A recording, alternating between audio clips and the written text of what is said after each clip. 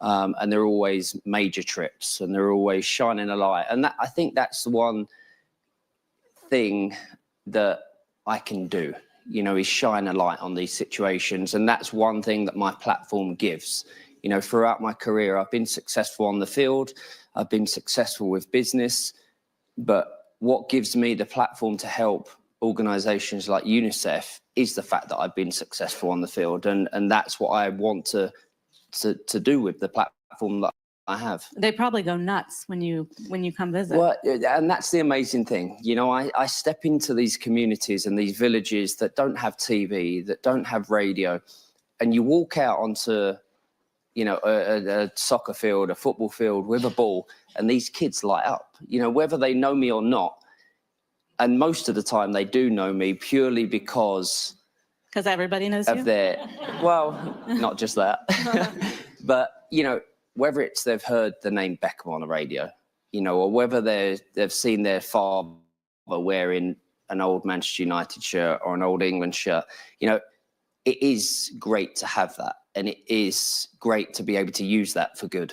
Speaking of using it for good, you also participate in the King's Fund. Is that something more recent? What's your relationship I there? always get emotional talking about anything that I do with our royal family, because I've always been a huge royalist. I was brought up in a family, in a household that adored and loved everything that came with the royal family. So, over the years, I've done a lot with the Prince of Wales, and I've always been there whenever he's asked me to get involved with things, whether it be veterans, whether it be the London Air Ambulance Service, which we raised funds to get 2 new helicopters for London.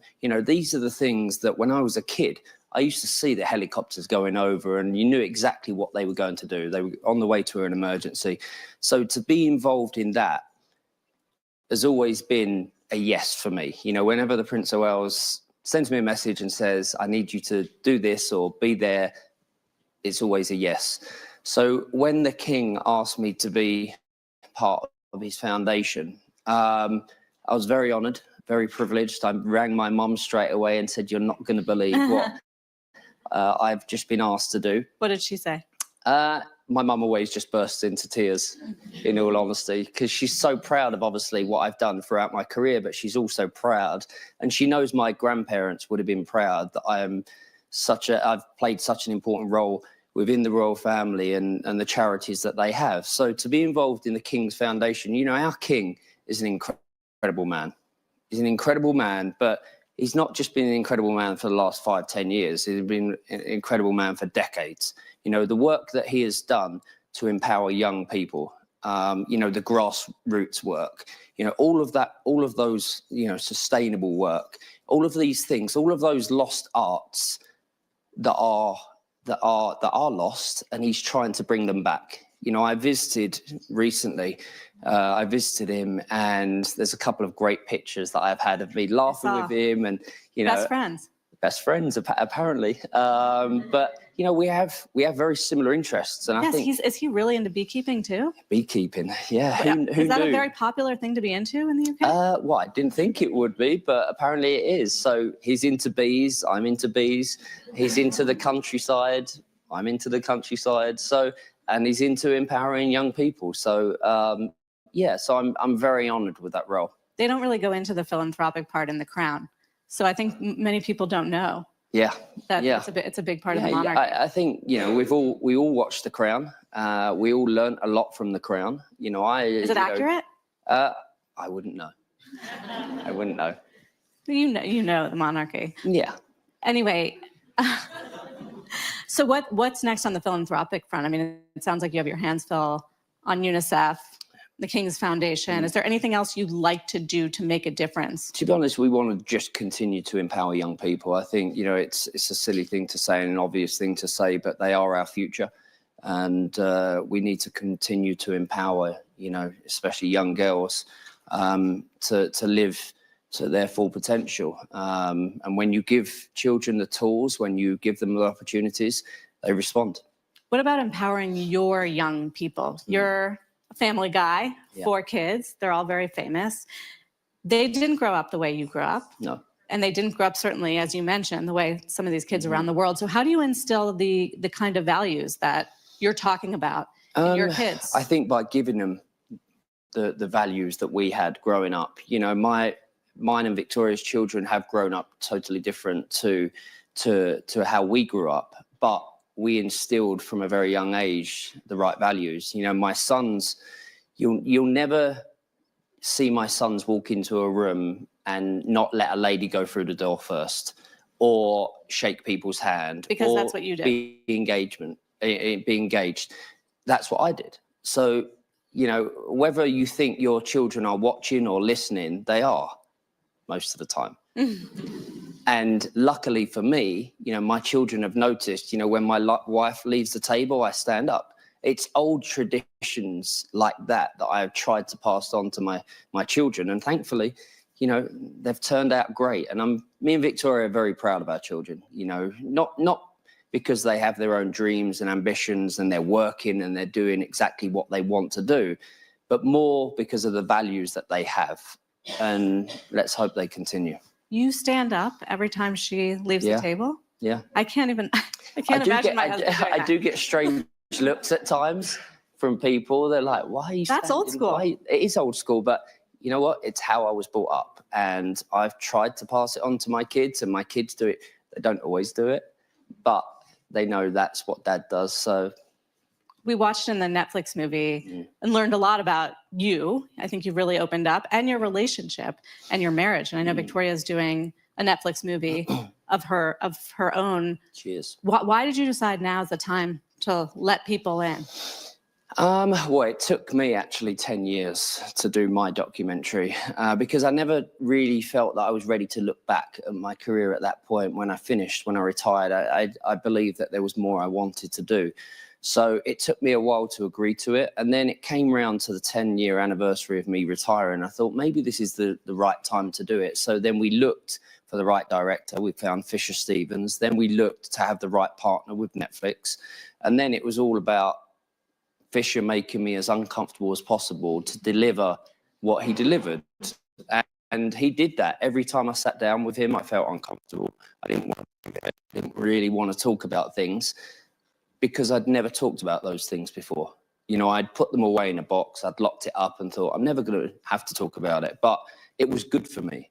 You know, I had a lot of things in, and it was good to sit down and talk about these things. So you know, I said to Victoria, I'm only going to do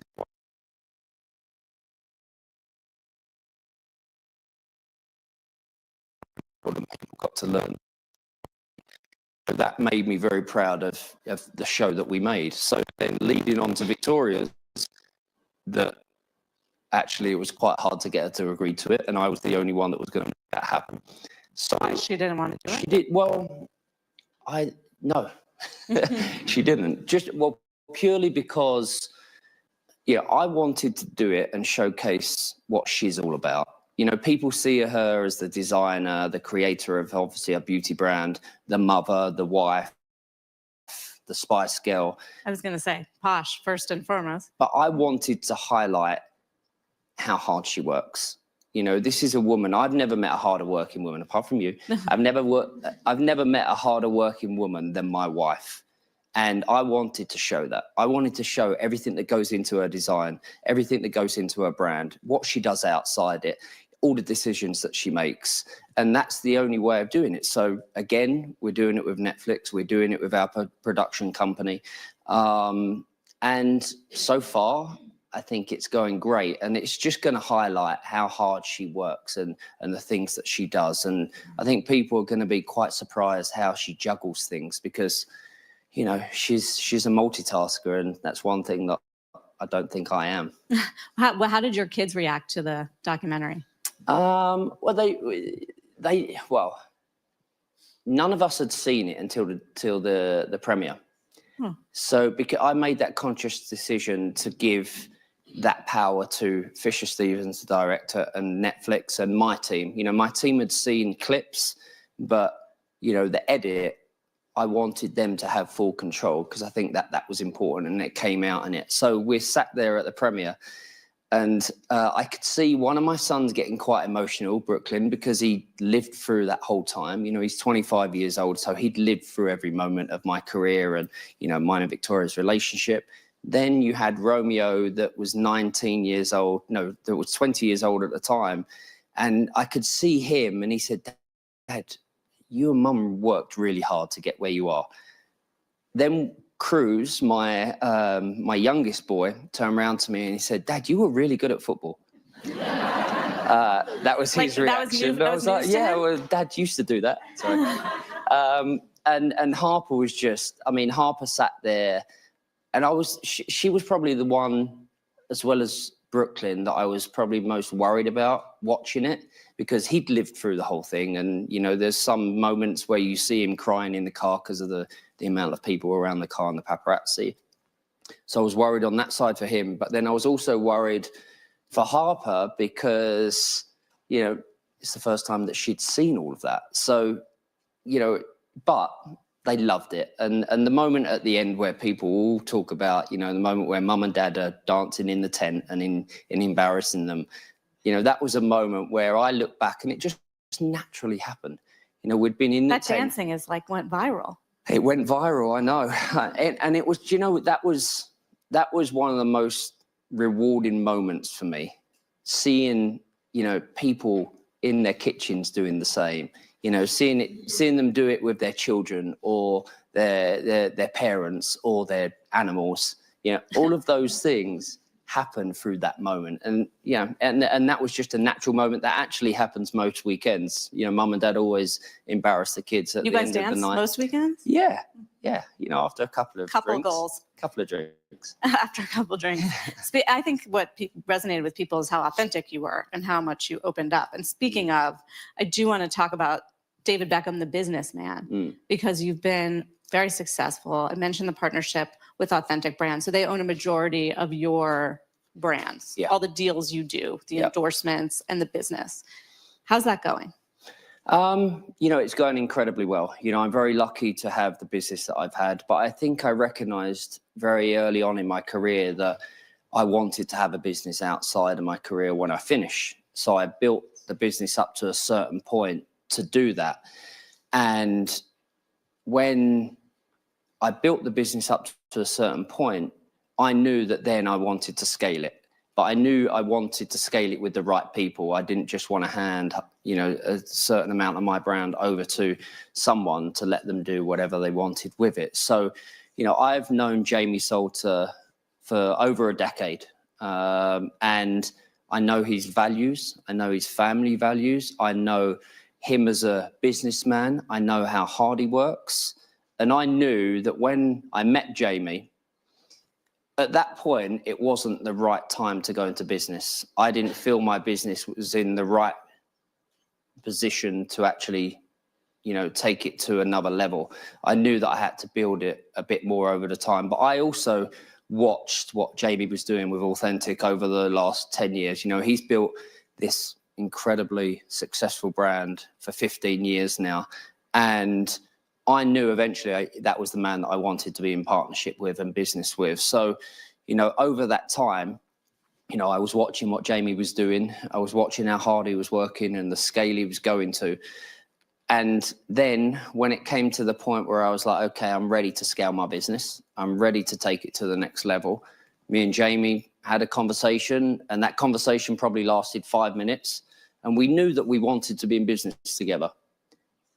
You know, I know Jamie as the businessman, and I love him as the businessman, but what I love him is for his values. What I love him for is his family values. All 4 of his boys are in the business. All 4 boys have the values that he has. His wife runs the show, of course. As she should. As she should. But Jamie is an incredible partner to be in business with. And like I said, you know, I wanted to take my business to the next level. And, you know, the scale that he has done to Authentic is what I wanted to do with my business. And that's, you know, being a shareholder of Authentic and being a partner with Jamie, you know, it's something that I'm very excited about the future. It's been a good place to be. It's been a good place. One of your best business decisions, certainly to to Americans has been Inter Miami. Mm-hmm. You have an ownership stake, and you somehow convinced Messi to come play in the United States. Yeah. What was the vision or the inspiration behind all that? I always wanted to give back to the game. You know, my dream was always to give back to football, to soccer. And something that I never saw myself going into. You know, my dream was always to own a team. I always wanted to own a team. So when I moved to America, you know, I had the opportunity to put in one of my contracts, or the contract, that at the end of my time there, I could own a franchise, and I could pick the city where it was going to be. And I knew from day one that I wanted Miami. I knew that that was the place where I wanted to be. And a lot of people said to me, it's a tough sporting city. Do you really want to go there? And I was like, it's exactly where I want to be. Why? Because it was a challenge. And I would say it's been the hardest challenge, actually, in my career and in my business, but the most rewarding. It's the most rewarding for many reasons, you know, to see the team grow, to see the franchise grow, to see the club grow, and to see what we have now. You know, we're building a new parcel. We have a new parcel of land, 32-acre parcel of land in Miami, where we're building the new stadium, which Miami Freedom Park, which we're very excited about. There'll be retail space, there'll be parks there, and obviously the stadium will be there. So we're very excited about that. But, you know, when I moved to America, yes, I wanted to lift the game. Yes, I wanted to be part of, you know, making soccer as popular as it is everywhere else around the world. But I wanted to win. I wanted to win on the field, first off. You know, I had a 6-year contract there. And yes, I wanted to build the game. But more importantly to me, I wanted to win championships. And luckily, in the end, I won 2 championships in America. But now, being the owner of a club that has the greatest player to have ever played the game, you know, that's down to people's opinion. But in my opinion, he's the greatest person to have played It's not that controversial. the game. Not anymore. No. So Do you think MLS can be as popular as I do. Europe? I've always believed in the potential. You know, America is America. Simple as that. It's a powerful country. It's one of the biggest and greatest opportunities of countries. And you believe that. When I moved to America, it's the land of opportunity. I knew that I wanted to live in America at one point and create a business. And to create a business that we've done, and I now sit back in my chair in Miami, in that stadium, and Leo walks onto that pitch, and I'm like, I'm quite proud of that. I bet. I do want to open it up to questions in the audience. Sure. Sure. I don't know if Nick, you hear me? Yeah. Yes. Well, first, I must tell that DAVOS was not the right fit, in my opinion. But I'm grateful because of that, because I can see such an inspiration. Oh, there's a resilience. microphone for you. I can see such an inspiration and resilience behind that. I'm Chuy. I'm a YGL from Monterrey, Mexico. And I have 3 kids, 2 daughters, a gymnast and a dancer, and a son, 16-year-old soccer player in Mexico's main league. What would be your advice for my son and the kids alike that don't have the opportunity to think of business that early, to think of philanthropy that early, and to experience humanitarian needs as you did, so that they can aim beyond national teams, or beyond, for example, for a Mexican player, beyond playing in Europe? How can they see bigger? How can they dream bigger? Well, it is all about their dreams. You know, at the end of the day, you know, we can always give our children advice. We can always guide them. But then part of that has to be down to them. You know, part of them, you know, you talk about your children doing what they love. That's the most important thing, to do something that you love. You know, I love to work. I love to be in business. I love to be a footballer. You know, I'm very lucky. You know, I am a person that, you know, my parents gave me the support that I needed, but then that made me want to give them back something. You know, when they gave me so much, you know, I grew up in a working class, you know, household. You know, my mum and dad worked hard till from 7 a.m. to 11 o'clock at night. So they gave me that work ethic. So that's what we can do. We can give our children the opportunity to dream, to help other people, to be kind, because we need more kindness in the world. And then that leads to other things. Thank you, David. Such a privilege. And this is for my son, Gabo. Thank you. Thank you. Let's do one more. Sure, in the back, right behind. Hi, David. I have a goddaughter. She's 10 years old, and she's half Thai, half British. She just suffered diabetes type 1. Can you give some word to her, and inspire her a little bit? Well, continue to be healthy. Continue to look after yourself. Continue to dream, because we all want that for children around the world. You know, all children, I've been lucky to sit with children and listen to their hopes, listen to their dreams. And we have to be there for them. We have to look after them.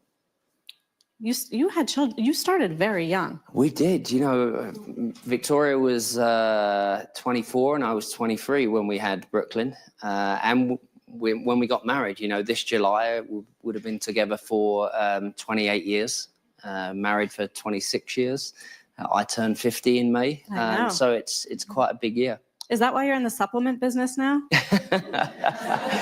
Well, you know what? We're very strategic in the businesses that we go into. So supplements definitely are needed. And good supplements, which I don't know whether any of you know about IM8, but you should get IM8 because it's got 92 ingredients. I feel like I'm selling something now. Well, but you are. I am, yeah. So that's your secret, IM8? That's my secret, IM8. How do you know what to say yes to and what to say no to? I'm sure businesses come to you all the time. I'm very lucky to have good people around me. I'm very lucky to have good opportunities. But in all honesty, I go with my gut. You know, I look at the opportunities that are brought to me, and I always look at them and I sit back and look at them and think, can I work with these people? Can I work with these people for a long time? Do I want to be the face or do I want to be the founder? You know, I enjoy both. Like I said a minute ago, I like to work. You know, I think that's why me and Jamie are best friends and have the same values and interests, because we both like to work. So that's the thing that I always go with. I always go with my gut. Is there an authenticity? Because, you know, my fans, the people around me, people that look at what I do, it has to be authentic because they see through that. So everything that I do has to have some kind of connection. You're clearly very inspirational. I wonder, though, David, who inspires you? My children, my wife, children that I've met throughout the world, that I've worked with, that I've helped, that UNICEF have helped. You know, every time that I go on one of these trips, every time that I do something for UNICEF, that inspires me. But it's my children and it's my wife that motivates me. Simple as that. You know, like I said, my wife is hardworking. But the reason I continue to work as hard as I do is for my children. And I'm not talking about for their futures, but I want to set the right example. You know, when I retired 12, 13 years ago now from playing, I could have just sat back and enjoyed the moment. But when I grew up at Manchester United, you know, I had one of the biggest and best business leaders inspire me and teach me, Sir Alex Ferguson. And every time that we do something in business, every time that we have some success, yeah, of course we enjoy it, we celebrate it. But the next moment, we're on to the next thing. And that was exactly what Sir Alex Ferguson taught me. He taught us, when we won the treble in 1999, we broke all records. It had never been done before. We won the Champions League, we won the FA Cup, and we won the Premier League. It had never been done before. The next morning, the boss was said, okay, I'm glad you enjoyed that last night, but today we go again. And next year we do the same. And that's what I always had installed into me. Well, David, thank you very much for giving all of us a snapshot into how you think and how you operate. It really was a treat, so thank you. Thank you. Thank you very much.